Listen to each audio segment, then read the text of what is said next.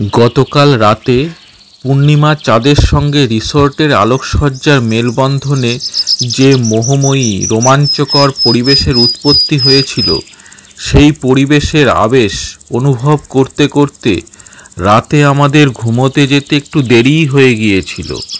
কিন্তু খুব ভোরবেলা পাখির ডাকে ঘুম ভেঙে উঠে বসি। বাইরে বেরিয়ে দেখি পাখির কুজনে চারিদিক মুখরিত হয়ে উঠেছে। তাড়াতাড়ি ক্যামেরা নিয়ে বেরিয়ে পড়ি আমাদের রিসর্ট ও তার আশেপাশে বিচরণ করতে। চারিদিকে সকালের স্নিগ্ধতা, গ্রাম্য পরিবেশ এবং নাম জানা অজানা ছোট বড় পাখিদের কলতান নীলদ্বীপের বুকে আমাদের এক স্নিগ্ধ সকাল উপহার দিল, যা স্মরণীয় হয়ে থাকবে। সুপ্রভাত। আজ 14ই মার্চ, দোলযাত্রা। নীলদ্বীপের অবিস্মরণীয় স্মৃতি নিয়ে, নীলদ্বীপকে বিদায় জানিয়ে আজ আমরা এগিয়ে যাব পোর্ট ব্লেয়ারের উদ্দেশ্যে।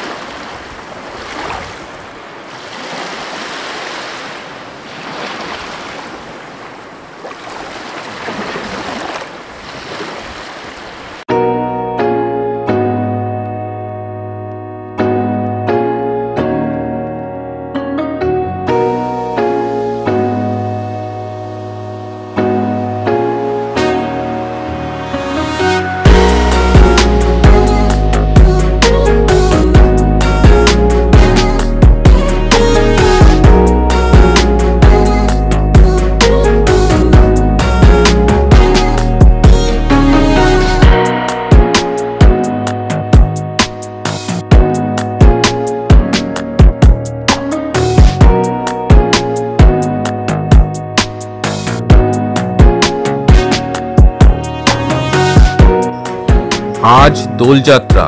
সেই উপলক্ষে আমাদের নটিকা ভ্রমণতরী আমাদের যাত্রাকে আরও আনন্দময় করার জন্য দোল উদযাপনের ব্যবস্থা করল।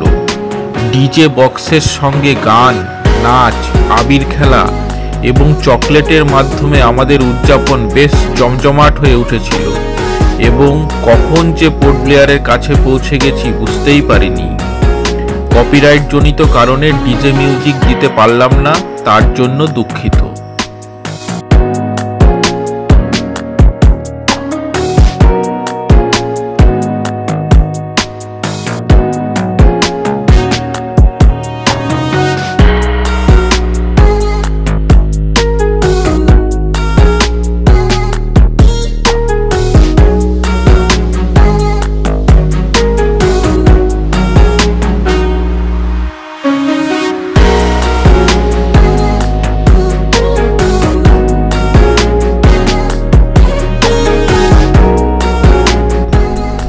রস আইল্যান্ড হল আন্দামান দ্বীপপুঞ্জের এক অন্যতম দ্বীপ।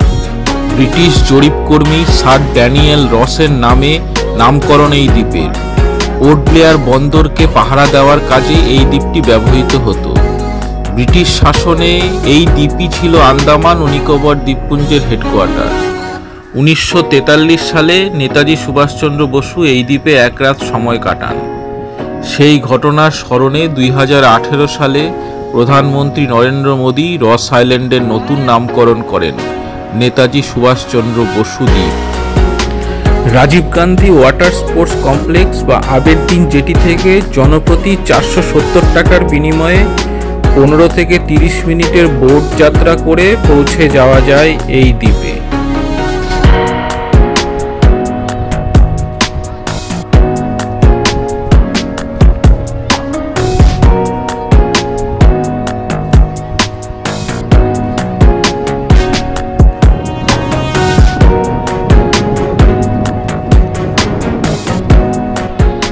আমরা এখন রস আইল্যান্ডে যাচ্ছি।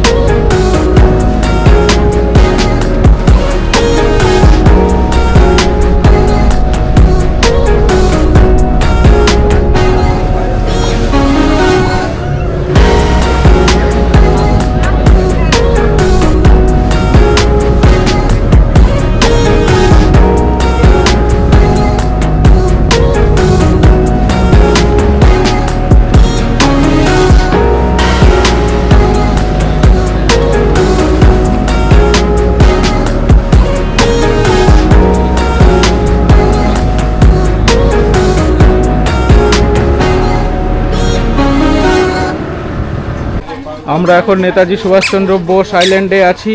এই যে দেখুন জাপানিজ বাংকার।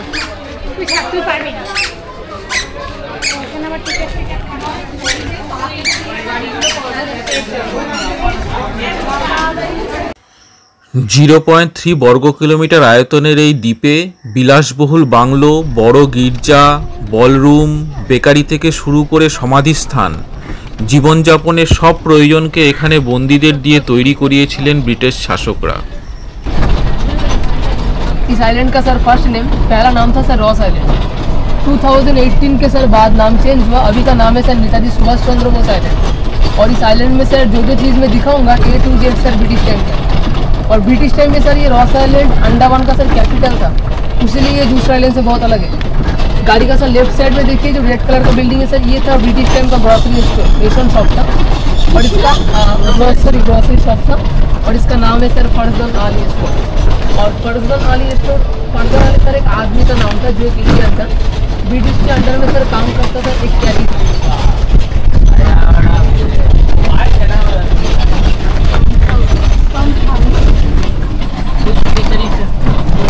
गाड़ी का सर लेफ्ट साइड में देखिए जो फर्स्ट बिल्डिंग है सर, ये था सर प्रिंटिंग प्रेस। और इस प्रिंटिंग प्रेस का सर फर्स्ट पेपर था द डेली न्यूज, जो अभी भी इंडिया में चालू है सर, इंग्लिश पेपर है। हाँ, या टेलीग्राम नाम से चलता है सर। और सेकंड बिल्डिंग देखिए सर, सेकंड बिल्डिंग था पावर हाउस। गाड़ी का सर लेफ्ट साइड में देखिए जो व्हाइट कलर का बिल्डिंग है सर, ये sir British time, oh my God, ये सर ब्रिटिश टाइम में बेकरी था। और अभी के टाइम में ये गवर्नमेंट से मेंटेन है। मेंटेन करके सर गाड़ी का राइट साइड में देखिए लाइट एंड साउंड शो होता है 530 से 630 PM। मतलब क्या सर, जो बिल्डिंग डैमेज थोड़ा कम हुआ वो बिल्डिंग अभी सर गवर्नमेंट से मेंटेन किया। गाड़ी का सर लेफ्ट साइड में देखिए टूटा वाला बिल्डिंग है, ये था सर कर्नल एडिसन का ऑफिस। इधर का जो ब्रिटिश कर्नल था, कर्नल एडिसन नाम था, उसका ऑफिस था।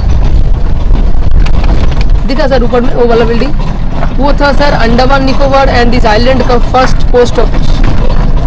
ब्रिटिश टाइम में सर अंडमान का पहला पोस्ट ऑफिस था, जो सर ब्रिटिश लोगों ने इधर ही बनाया था।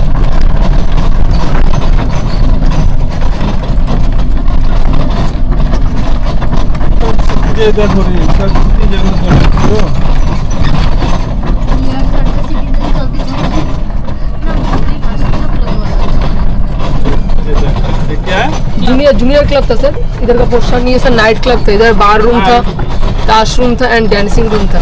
गाड़ी का क्या हो रहा है? गाड़ी का राइट में सर देखिए, ये था सर आइलैंड का फर्स्ट चर्च और इसका नाम था सर प्रेस बैटेरियन चर्च, और ये आपका सर बना था 1840 में, 1840 का चर्च है सर। और गाड़ी का सर लेफ्ट साइड में देखिए जो बिल्डिंग है, छोटा छोटा बिल्डिंग है सर, ये बिल्डिंग ऊपर नीचे और भी था, ये सर जेल था।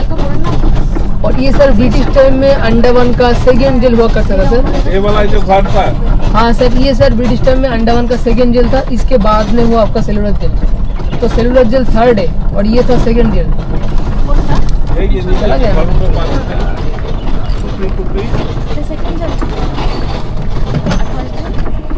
फर्स्ट जेल था वाइपर आइलैंड में, वाइपर जेल फर्स्ट है, छोटा सा आइलैंड है, अभी गवर्नमेंट से अनमेंटेन है, टोटल 3 जेल था। और इस आइलैंड का डैमेज हुआ था आपका सर 90% डैमेज हुआ था सेकेंड डॉलर में जापानीज बोम्बिंग टाइम। जापानीज ने इधर बोम्बिंग गिरा था, तभी सर पूरा रॉस आइलैंड डैमेज हो गया। और जापानीज का इस आइलैंड में सर कंट्रोल था 3 साल, 1942 से 1945 तक। लेफ्ट साइड में देखिए जो बिल्डिंग है सर, ये था आइलैंड का सेकेंड चर्च। गाड़ी का राइट साइड में देखिए जो रेड कलर का बिल्डिंग है, ये आइलैंड का सबसे बड़ा बिल्डिंग था। और ये था सर आपका सोल्जर बैरक। इधर सर 165 ब्रिटिश सोल्जर रहता था ब्रिटिश टाइम में। और अभी के टाइम में सर जो पार्ट रेड पेंट है वो पार्ट सर अभी गवर्नमेंट से मेंटेन करके अभी सर इंडियन नेवी यूज़ कर रहे हैं। अभी इंडियन नेवी रहता है सर रात को। इधर सर रात में कोई नहीं रुकता सर, नॉर्मल रेसिडेंस नहीं है।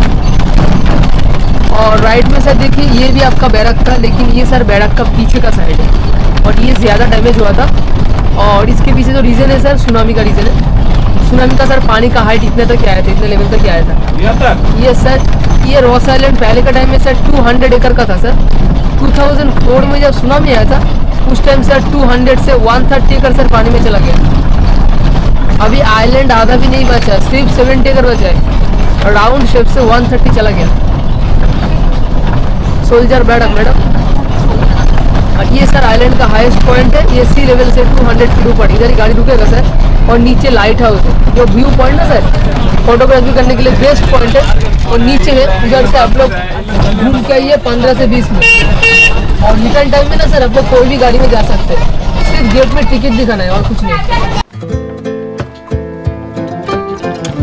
রস আইল্যান্ডের বাসিন্দা এখন একপাল হরিণ। 20 শতকের গোড়ায় হরিণদের এখানে রাখা হয়েছিল ব্রিটিশদের শিকার খেলার জন্য। সেই খেলা বন্ধ হয়েছে বহুদিন। দ্বীপের সবুজকে আশ্রয় করে অতীত কারাগারে নিভৃত বাস করছে হরিণের দল।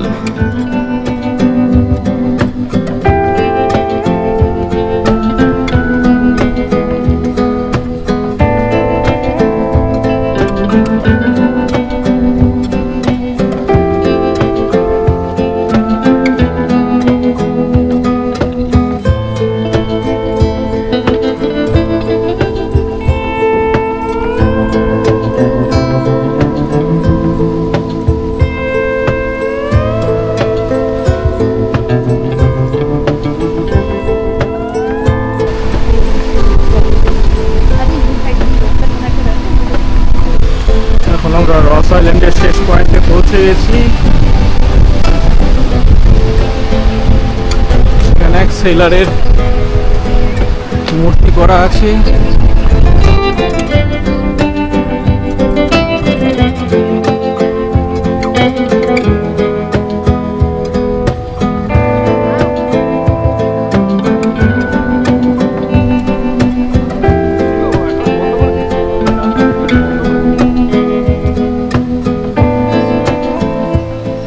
এখন পর্যটকরা দেখতে যান রস দ্বীপ জুড়ে পড়ে থাকা ব্রিটিশ শাসনের কঙ্কাল। বুনলতার ফাঁক দিয়ে উকি দেয় কমিশনারের অতীত বাংলো, গির্জা এবং পরিচয়হীন অজস্র দেওয়াল। অতীতের প্রাণ স্পন্দনের সব চিহ্নকে নিয়ে প্রাণহীন হয়ে পড়ে আছে এই দ্বীপ। বলা হয় অতীতের বন্দীদের আত্মা এখনো ঘুরে বেড়ায় পরিত্যক্ত জনপদের আনাচে কানাচে। ব্রিটিশ শাসনের ভয়াবহতা বুকে নিয়ে আজও বেঁচে আছে এই দ্বীপ।